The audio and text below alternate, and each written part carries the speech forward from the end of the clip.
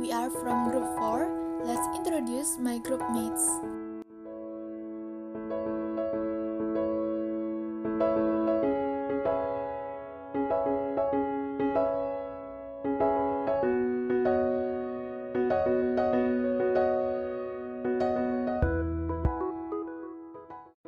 In the following, we will explain the relationship between the strategic dimensions of public administration. Yang pertama yaitu dimensi lingkungan mempengaruhi dimensi kebijakan. Contohnya, dengan meningkatnya kasus COVID-19 di Indonesia, membuat pemerintah mengeluarkan kebijakan wajib vaksinasi terhadap seluruh masyarakatnya. Kemudian yang kedua, dimensi lingkungan mempengaruhi dimensi moral etika. Contohnya, kondisi lingkungan yang tidak teratur menyebabkan rusaknya moral sehingga menimbulkan tindakan kriminalitas.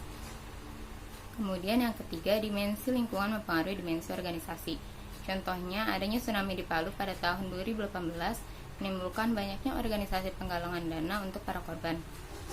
Kemudian yang keempat, dimensi lingkungan mempengaruhi dimensi manajemen. Contohnya, untuk melestarikan lingkungan, dilaksanakan program penanaman 1000 pohon di Tol Cipularang oleh Bank Mandiri Syariah. Kemudian yang kelima, dimensi lingkungan mempengaruhi dimensi kinerja. Contohnya, pencemaran lingkungan yang terjadi di daerah Cilacap pada tahun 2019 disebabkan karena kurangnya efisiensi kinerja PLTU Cilacap. Kemudian yang keenam, dimensi kinerja mempengaruhi dimensi organisasi.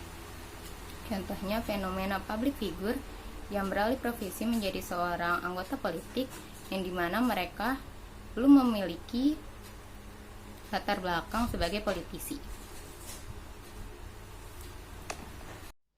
Nomor 7. Dimensi kebijakan ke dimensi etika. Contoh kasus, terdapat kebijakan di SMK 2 Negeri Padang yang meminta siswi non-muslim untuk mengenakan hijab.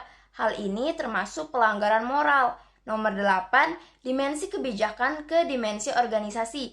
Dengan adanya kebijakan PPKM, mendorong adanya organisasi-organisasi untuk menyelenggarakan penggalangan dana guna membantu sesama.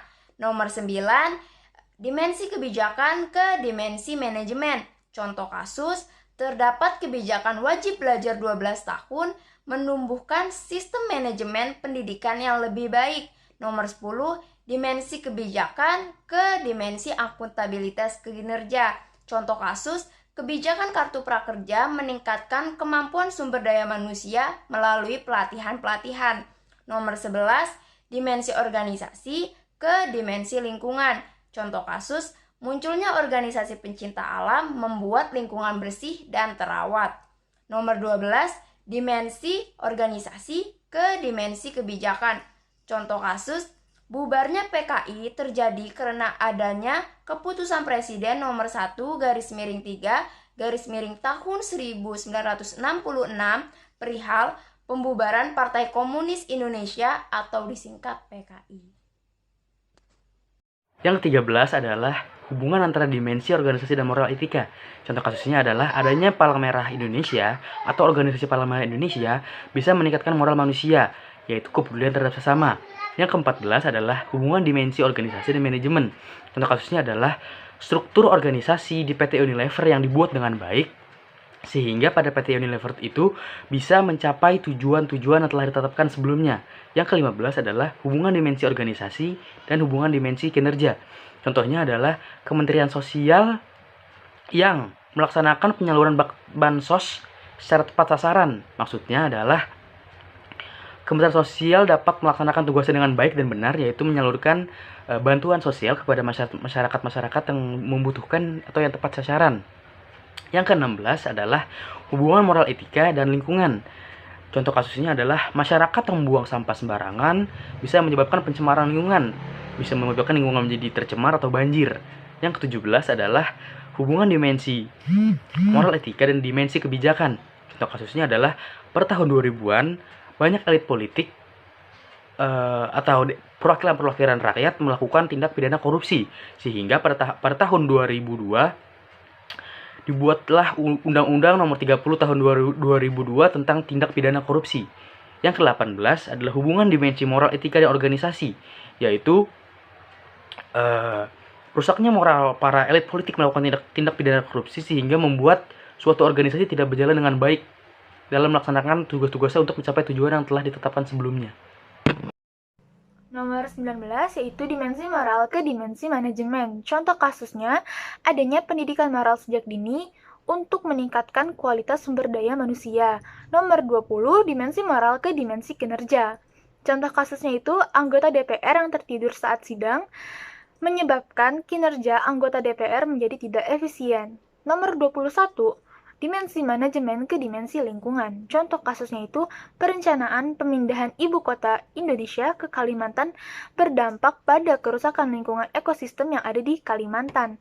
Nomor 22, dimensi manajemen ke dimensi kebijakan. Contoh kasusnya itu turunnya sektor perekonomian terjadi karena adanya kebijakan PPKM. Nomor 23 yaitu dimensi manajemen ke dimensi moral.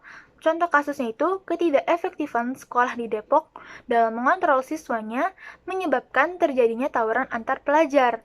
Lalu nomor 24, dimensi manajemen ke dimensi organisasi. Contoh kasusnya itu adanya program pengembangan kapasitas pengelolaan BUMDes di Kudus oleh PT Jarum. Nomor 25, dimensi manajemen ke dimensi kinerja. Contoh kasusnya, manajemen BUMN yang kurang optimal dan kurang efisien menyebabkan setoran dividen tak capai target sehingga penerimaan negara bisa berkurang. Nomor 26, dimensi kinerja ke dimensi lingkungan. Contoh kasusnya, perusahaan jasa pengolahan limbah, bahan berbahaya dan beracun atau B3 melakukan tindakan pencemaran lingkungan di Bekasi, Jawa Barat. Nomor 27, dimensi kinerja ke dimensi moral etika. Contoh kasusnya, kinerja KPAI yang kurang baik menyebabkan adanya tindakan pelecehan seksual. Nomor 28, dimensi kinerja ke dimensi organisasi. Contoh kasusnya adanya kinerja pemerintah yang tidak transparan terhadap masyarakat di tahun 1998 menyebabkan beberapa organisasi melakukan demonstrasi. Nomor 29, dimensi kebijakan ke dimensi lingkungan. Adanya kebijakan ruang terbuka hijau pemerintahan DKI membuat lingkungan lebih asri. Nomor 30, dimensi kinerja ke dimensi manajemen. Kinerja KPK yang tidak efektif menyebabkan KPK tidak menindaklanjuti kasus korupsi dengan baik, di mana seharusnya menyelesaikan 60 kasus, tapi pada kenyataannya KPK hanya menindaklanjuti 13 kasus. Terima kasih. Okay guys, so many explanations from our group for the shortcomings. Please forgive. Thank you.